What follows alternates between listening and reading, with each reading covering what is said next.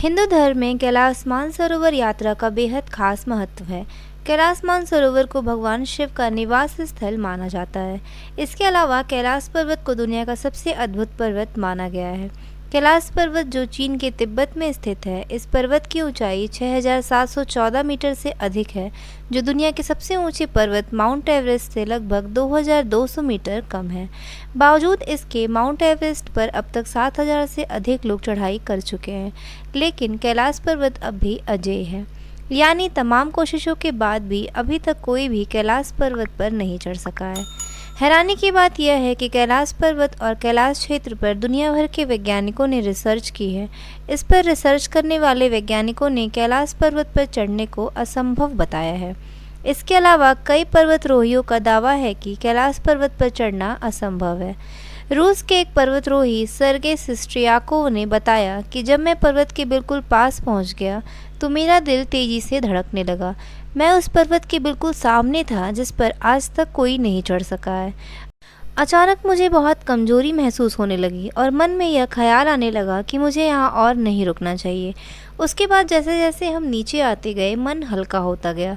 कहा जाता है कि जो जिद करके कैलाश पर्वत पर चढ़ने की कोशिश करते हैं, उनकी रहस्यमय तरीके से मौत हो जाती है। कैलाश पर्वत पर चढ़ने की आखिरी कोशिश लगभग 22 साल पहले साल 2001 में की गई थी, जब चीन ने स्पेन की एक टीम को कैलाश पर चढ़ने की अनुमति दी थी, लेकिन वह असफल रहे। कई दिनों तक मौसम की रिसर्च करने के बाद साफ आसमान में चाइना ने हेलीकॉप्टर को कैलाश पर्वत की ओर रवाना किया, लेकिन थोड़ी सी ऊंचाई पर जाते ही कैलाश पर्वत के वातावरण में अचानक कई बदलाव आने लगे। हिम्मत जुटाकर टीम ने हेलीकॉप्टर को थोड़ी और ऊंचाई पर ले गए। तभी आसमान, जो कि बिल्कुल साफ था, अचानक घने बादलों से ढक गया। बिजली कड़कने लगी और बर्फबारी शुरू हो गई। इतनी ऊंचाई पर हवा का प्रेशर इतना ज़्यादा बढ़ गया कि हेलीकॉप्टर को कंट्रोल कर पाना मुश्किल हो गया था। चीन के वैज्ञानिकों का कहना था कि कैलाश पर्वत पर सभी दिशाएं आकर मिलती हैं, जिसकी वजह से वह दिशा भ्रम में फंस गए थे। साथ ही उनके कंपास ने भी काम करना बंद कर दिया था। जैसे तैसे अपनी जान बचाकर तेजी से धड़क रहे अपने दिल को थाम कर वह धीरे धीरे नीचे वापस आ गए। यानी अब चीन समझ चुका था कि इस रहस्यमयी पर्वत कैलाश पर चढ़ना उनके बस की बात नहीं है। कैलाश के दक्षिण में सूर्य जैसी संरचना वाला ब्रह्मताल है, जिसका दर्शन करने के लिए दुनिया भर के श्रद्धालु यहाँ आते हैं। वहीं इससे 1 किलोमीटर की दूरी पर एक राक्षस ताल है, जहाँ कोई नहीं जाता है।